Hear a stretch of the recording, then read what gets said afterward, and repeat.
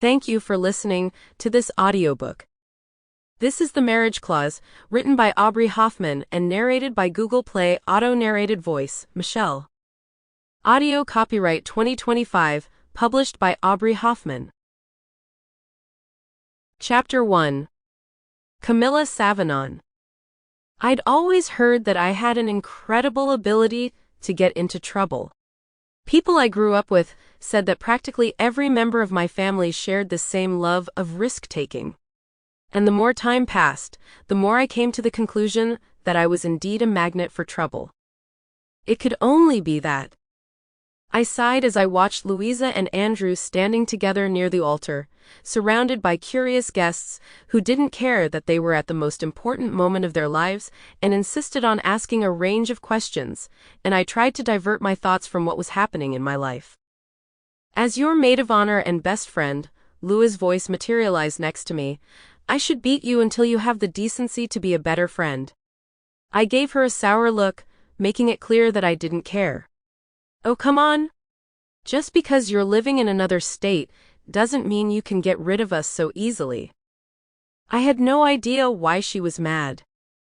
Her curly, voluminous hair was incredibly straight that day, thanks to the technology called a flat iron, but it was tied up high on her head in a bun full of accessories. Her light pink dress was light and identical to mine. However, Lua, in that style completely different from her usual one, since most of the time she liked youthful things, was almost a mirage, attracting the attention of even those who didn't want to look at her. "Vinny looks handsome, huh?" I said, smiling sideways, watching one of the groom's best friends with Bernardo, his friend's son at his side, holding hands, walking between the tables. The 3 years that had passed, including the few months I had been away, seemed like a lifetime. Things had changed so much in that time that I didn't even know how we were still trying to be friends, because it wasn't the same as when we sat at Roberto's table to relax, drink, and talk. "Yeah, he looks gorgeous with that short hair," Lua joked, smiling mischievously and apparently forgetting the lecture she was giving me.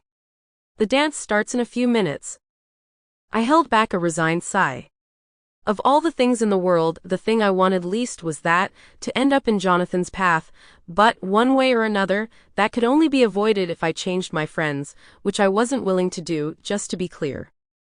I could dance with Vinny, but no, of course Louisa Aguiar's evil mind wouldn't let that happen, and for that reason I was chosen as the partner of the newest CEO of Menezes Engineering. Jonathan was smiling, with those cute dimples on his cheeks. He was the kind of guy the first was attracted to. That had become clear. Sample complete. Ready to continue?